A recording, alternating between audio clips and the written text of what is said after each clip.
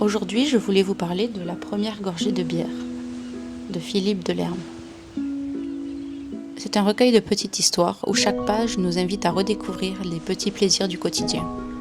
Ces moments suspendus que l'on vit souvent sans même y prêter attention. Je me suis donc rendue sur la plage avec l'intention de vous lire l'extrait intitulé « Lire sur la plage », puisque de toute évidence, tout semblait parfait pour vous plonger dans cet univers.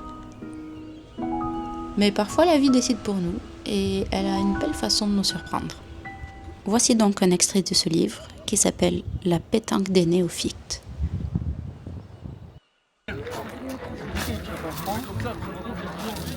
On a beau parodier pour se donner du cœur au ventre, se promettre le pastis ou la fanny, on le sent bien. Il faut se résigner au 2e degré car on n'en a pas le style. Non, pas cet accroupissement confortable du premier pointeur, les genoux écartés, méditant le bon chemin en faisant tressauter la boule dans sa main recroquevillée. Pas ce silence qui précède les autres œuvres du tireur. Et dans l'exaspération de son attente, il y a comme un risque provocateur, méticuleusement consommé. D'ailleurs, on ne joue pas à la pétanque, mais aux boules. Pour un carreau stupéfiant, combien d'approches molles à 1 mètre du cochonnet, de tirs kamikazes en levant la boule qu'on ne visait pas. Il n'empêche, on a ce bruit de fête, ce bruit d'été des boules claires entrechoquées.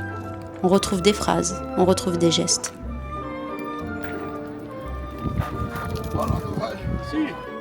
On désigne du bout du soulier le petit, caché entre 2 cailloux blancs. Peu à peu, les phrases s'espacent, on ose se concentrer davantage.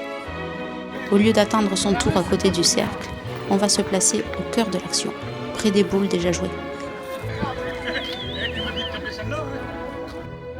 On revient jouer la dernière, à petits pas faussement nonchalants. Pendant la fin de sa course, on se rapproche avec un petit signe de dénégation, ou perce une légère fausse modestie.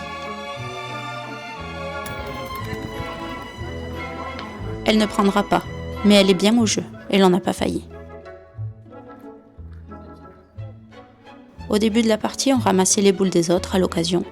Mais maintenant, on y est. On ramasse les siennes.